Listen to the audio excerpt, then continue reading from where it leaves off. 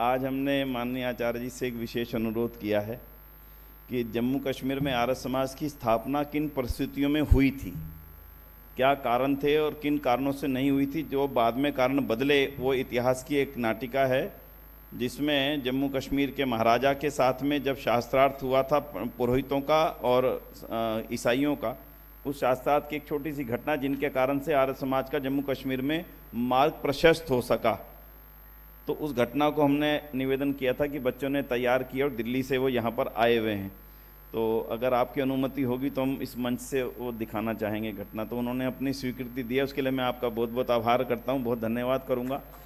आर्य समाज सदैव विपरीत परिस्थितियों में भी हिंदू समाज के साथ खड़ा रहा, पर हिंदू समाज का व्यवहार सदैव आर्य समाज के साथ विपरीत रहा।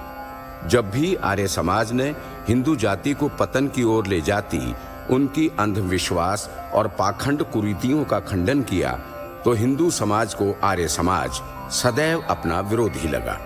पर आर्य समाज ने हिंदू समाज को अपना ही समझा, और जब भी हिंदू समाज पर कोई विपदा आई तो एक भाई की भूमिका आर्य समाज ने सदा निभाई। इन्हीं बातों को दर्शाती ये नाटिका आपके सम्मुख प्रस्तुत है। पंडित जी, हम आपको अपने राज्य में आर्य समाज मंदिर बनाने की अनुमति नहीं दे सकते, क्योंकि हमारे धर्मगुरु नहीं चाहते कि हमारे राज्य में कोई आर्य समाज मंदिर बने। इस कारण से हम विवश हैं। किंतु महाराज, राज्य में आर्य समाज मंदिर बनने से धर्मगुरुओं को क्या आपत्ति हो सकती है? क्या आपत्ति हो सकती है?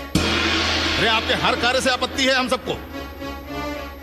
क्षमा कीजिएगा विष्णुदेव जी, पर मुझे तो ऐसा कुछ भी प्रतीत नहीं होता कि मैंने ऐसा कोई कार्य किया हो जिसके करने से किसी की मान मर्यादा को आघात लगा हो। अरे जाइए, छोड़िए, आप इससे ज्यादा क्या गलत करेंगे? आपने तो पूरी परमात्मा की व्यवस्था को नकार दिया है। अरे हिंदू धर्म की जो परंपराएं मान्यताएं युगों युगों से चली आ रही हैं, उसका अनादर करते हैं आप। आप होते कौन है ये कहने वाले कि भगवान ने सभी को समानता का अधिकार दिया है? अगर समानता का अधिकार दिया है तो बताइए फिर हमें उच्च जाति में और उन्हें नीची जाति में क्यों जन्म दिया? बताइए जरा। और वो नीची जाति के तुच्छ लोग हम ब्राह्मणों की बराबरी कर सकते हैं क्या? भला ये विचार आपके अंदर आया कहां से? हाँ, और आप चाहते हैं कि इस घोर पाप को बढ़ावा देने के लिए हम आपको इस राज्य में आर्य समाज मंदिर बनाने के लिए भूमि दे दें? या आपने सोचा भी कैसे? अरे आज आप उन तुच्छ लोगों के मन में उल्टी सीधी बातें डाल के उनके मन में समानता का भाव उजागर कर रहे हैं। अगर आपको यहां मंदिर बनाने देंगे तो कल वो हमारे सिर चढ़ेंगे।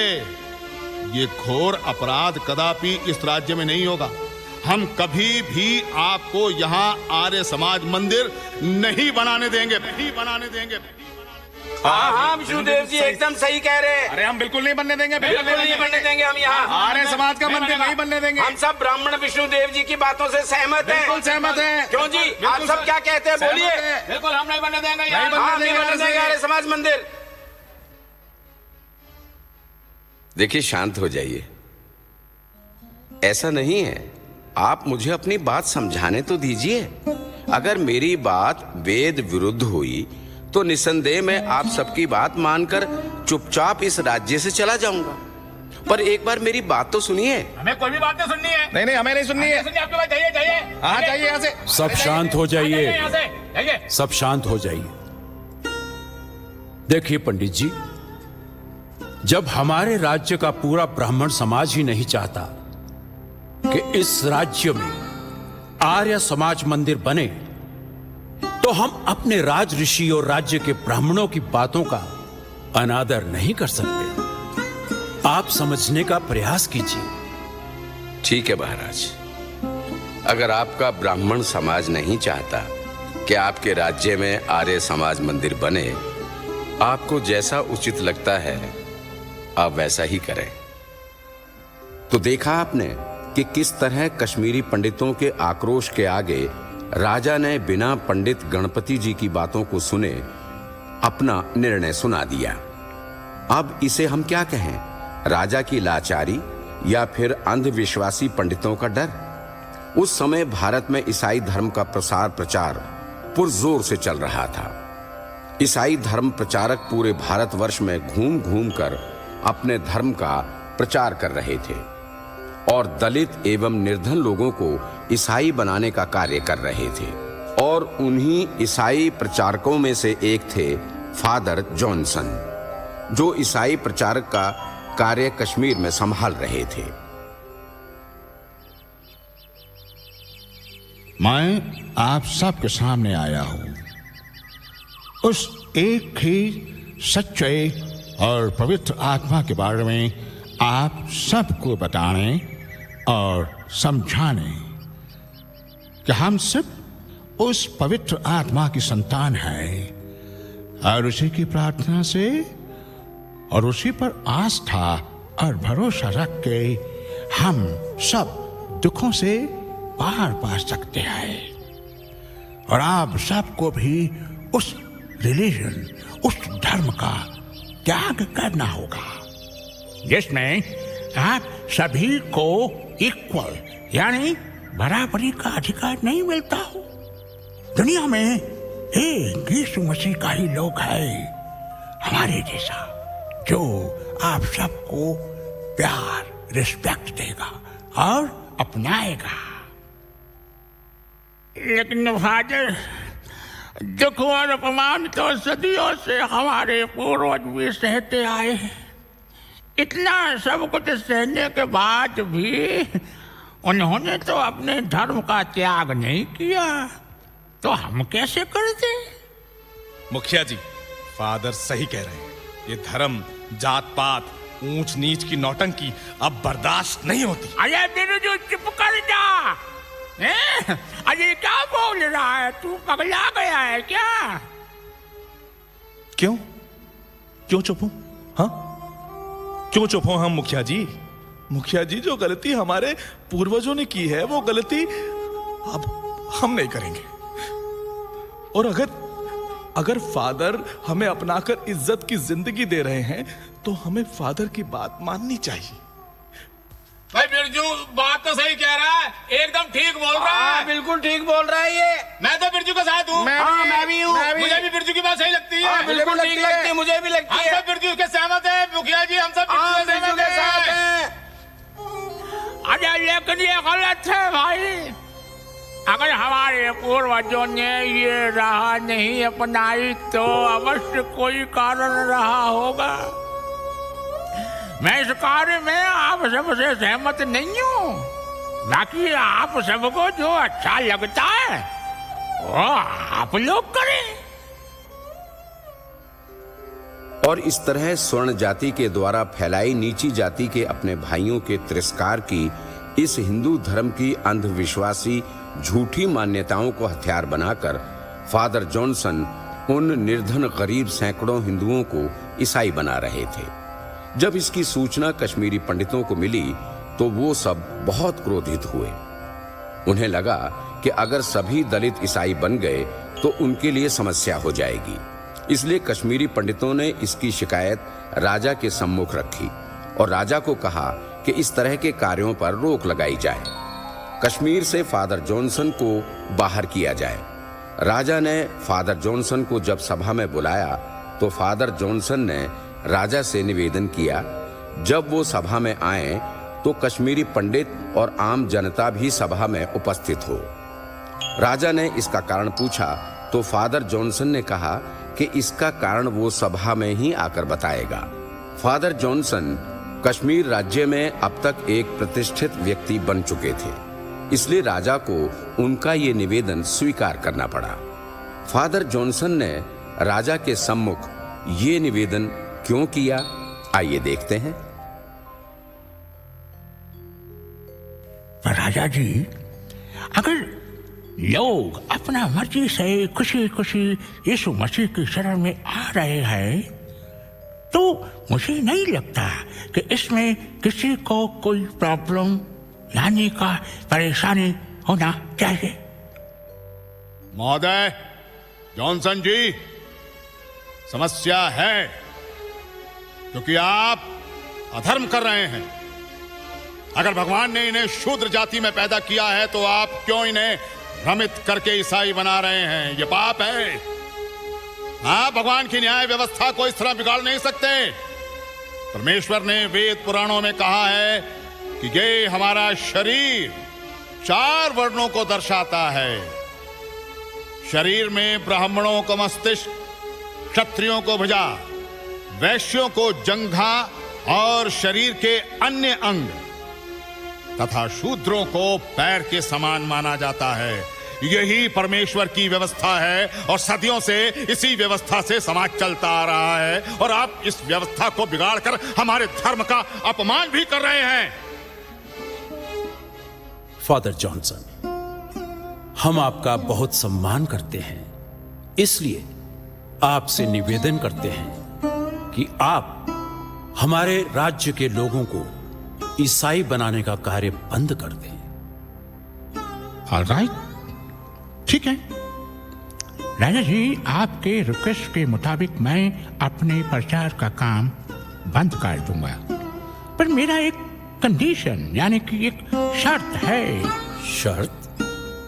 कैसी शर्त? राजा जी, यहाँ बैठे आपके पंडितों को मैं चैलेंज, चुनौती देता हूँ कि मुझसे डिबेट करे और मुझको गलत साबित करे।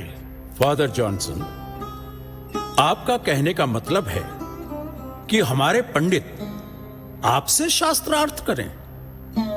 यस राजा जी, अगर मैं उनसे हार गया तो मैं अपना ईसाई धर्म छोड़कर हिंदू बन जाऊंगा। अगर आपके पंडित मुझसे हार गए तो वो हिंदू धर्म छोड़कर सभी ईसाई बन जाएंगे। ये तो वही बात होगी, पहले चोरी फिर चोरी। लेकिन उत्तर तो देना चाहिए ना। हाँ, हमारे पंडितों को। हाँ, बिल्कुल उत्तर देना चाहिए। कुछ बोल क्यों नहीं रहे? हमें आपकी शास्त्रार्थ की चुनौती स्वीकार है। विष्णुदेव की जय, विष्णुदेव की जय, विष्णुदेव की जय। और इस तरह फादर जॉनसन ने खुद को हराने की पंडितों को चुनौती दी। उसका उद्देश्य सबके सामने ईसाई धर्म को श्रेष्ठ और हिंदू धर्म को गलत दिखाना था, क्योंकि वो अच्छी तरह जानता था कि हिंदू धर्म की अंधविश्वासी खोखली परंपराओं की जड़ें ज्यादा मजबूत नहीं है और उसके तर्क के सामने ज्यादा देर तक वो खड़ी नहीं हो सकती। और उस शास्त्रार्थ में हुआ भी वही जैसे फादर जॉनसन चाहता था। वो एक एक करके हिंदू धर्म की पाखंडी कमजोर परंपराओं पर अपनी बातों की तर्क से चोट करता रहा और हिंदू धर्म की पाखंड से भरी कमजोर परंपराएं धड़ाम से गिरती रहीं और साथ में उन पंडितों का अहंकार भी। राजा अपने ब्राह्मणों की घबराहट और उनके चेहरे की उड़ी हवाइयों से वो समझ चुका था कि आज फादर जॉनसन के ज्ञान के आगे उनके ब्राह्मणों का ज्ञान फादर जॉनसन से हारने से नहीं बचा सकता था। फादर जॉनसन अपने सवालों के बाण निरंतर चला रहे थे और दूसरी ओर ब्राह्मणों को उनके सवालों का सही उत्तर मिल नहीं रहा था। वो तो बस किसी भी तरह इस शास्त्रार्थ से बचकर निकलना चाहते थे। महाराज, पूज्य गुरु विष्णुदेव जी का पूजा ध्यान करने का समय हो गया है, इसीलिए आगे का शास्त्रार्थ कल किया जाए। पंडितों का शास्त्रार्थ से भागने का ये तीर सही निशाने पर लगा, क्योंकि राजा भी समझ चुका था कि पंडित गण हार के भय से इस शास्त्रार्थ से भाग रहे हैं और राजा नहीं चाहता था कि उनके पंडितों का अपमान हार के रूप में पूरी सभा में हो। इसलिए उसने आज के शास्त्रार्थ को समाप्त करने की घोषणा से पहले फादर जॉनसन से पूछा। फादर जॉनसन, क्या इस शास्त्रार्थ को कल पुनः प्रारंभ किया जाए? राजा जी, आज हो या कल क्या फर्क पड़ता है? जो सच है सच ही रहेगा, वो झूठ नहीं हो सकता। मैं तो कहूंगा कि आपके पंडित कल और ज्यादा मेहनत करके आए जिससे यहाँ बैठे आपके लोगों को मायूस न होना पड़े। और यहाँ बैठे आपके लोगों को मैं चुनौती देता हूँ कि अगर आप में से भी कोई मुझसे डिबेट करना चाहता हो तो वो भी आगे आ सकता है। फादर जॉनसन की, फादर जॉनसन की, फादर जॉनसन की, फादर जॉनसन की। मैं करना चाहूंगा फादर जॉनसन से शास्त्रार्थ। आइए पंडित गणपति शर्मा जी, आगे आइए। महाराज, अगर आप आज्ञा दें तो मैं फादर जॉनसन से शास्त्रार्थ करना चाहता हूं। मुझे कोई आपत्ति नहीं, अगर फादर जॉनसन को कोई आपत्ति ना हो तो। मुझको कोई प्रॉब्लम नहीं है, मैं तैयार है डिबेट को।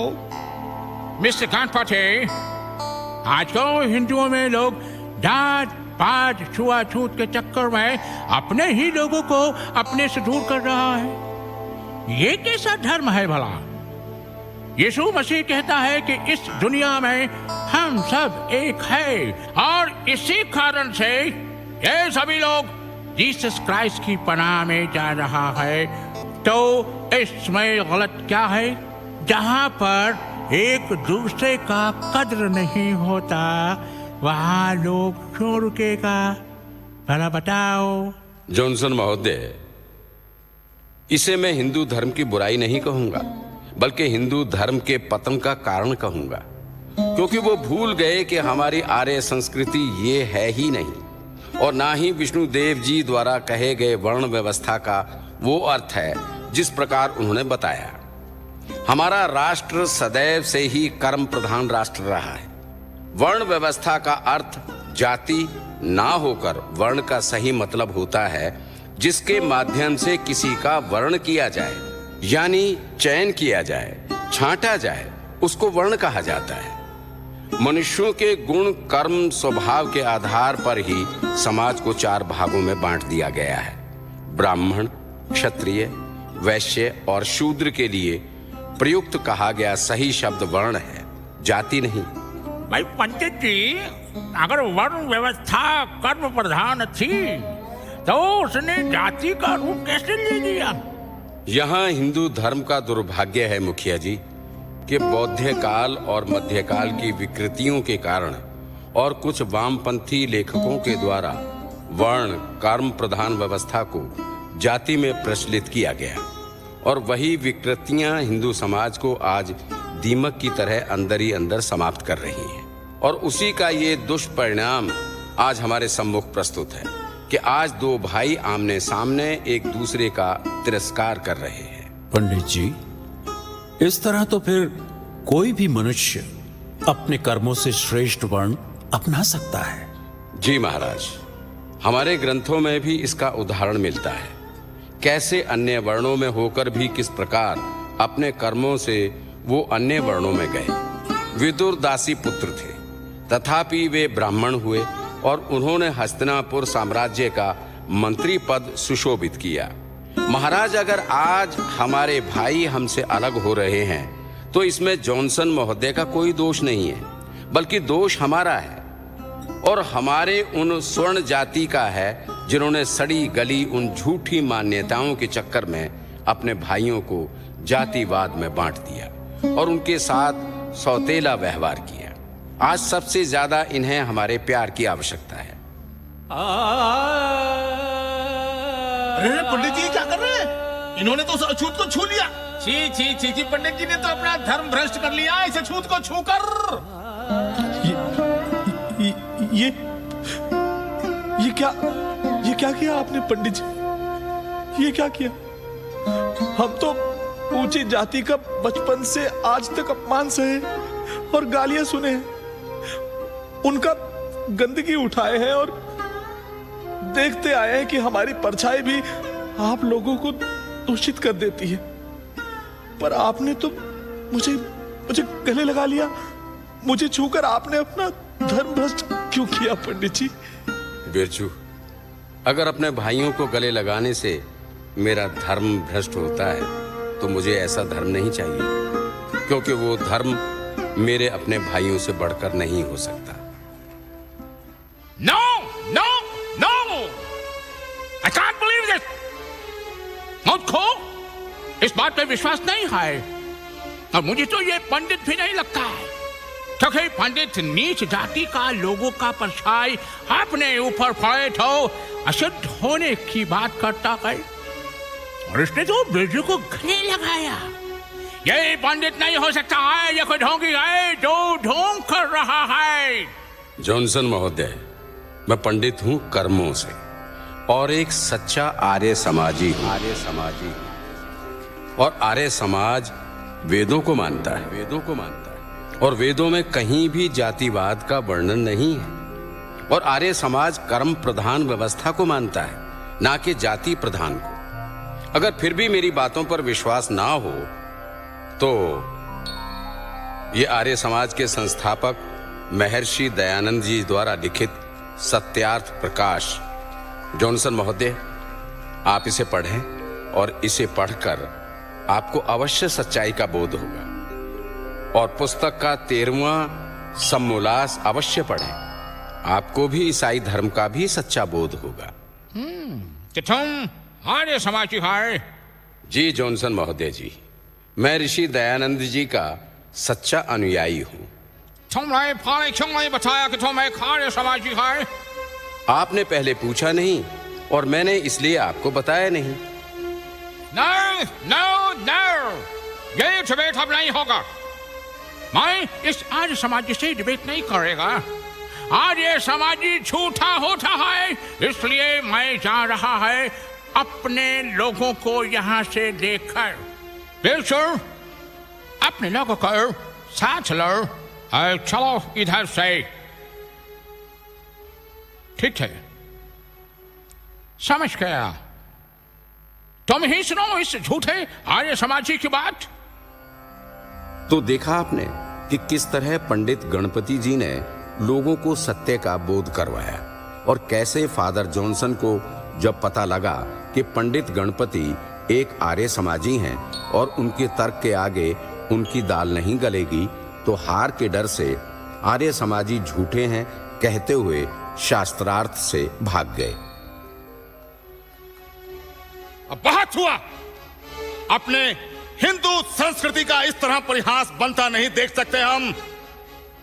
ये भी उस जॉनसन की तरह हमारी संस्कृति और हमारी परंपरा को समाप्त करना चाहता है। इसलिए इसको धक्के मारकर निकाल दो हमारे राज्य से। बिल्कुल बिल्कुल निकाल दो, निकाल दो, निकालना चाहिए। ठहरो, इसकी कोई आवश्यकता नहीं, हम स्वयं ही चले जाएंगे यहां से। चलो बिरजू, चलो। रुकिए, रुकिए, कोई भी नहीं जाएगा यहां से। महाराज जी, आप क्या कर रहे हैं? आप हमारी बातों का अपमान कर रहे हैं। नहीं विष्णुदेव जी, मैं आपकी बातों का अपमान नहीं, बल्कि सत्य का सम्मान कर रहा हूं। महाराज, महाराज, आप महान हैं महाराज। उठो बिरजू। आप महान। महान मैं नहीं, महान तो पंडित जी हैं, जिन्होंने आज मुझे सत्य का बोध करवाया और यह समझाया कि व्यक्ति कर्मों से महान बनता है, ना कि जाति से।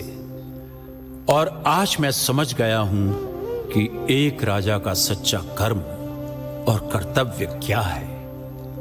पंडित जी, आप चाहते थे ना कि हमारे राज्य में आर्य समाज मंदिर बने।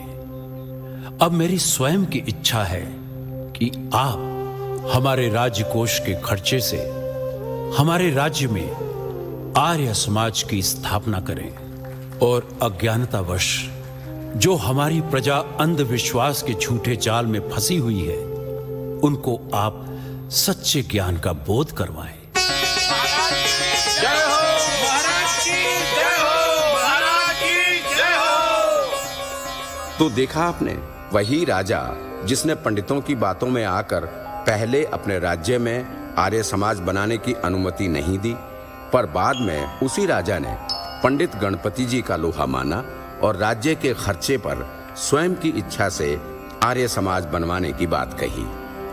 धन्य है महर्षि दयानंद और उनके कर्तव्य पथ में लगनशील उनके अनुयायी, जिन्होंने हर परिस्थिति में आर्य समाज के सिद्धांत पर चलकर मानव कल्याण के लिए अपना जीवन समर्पित किया।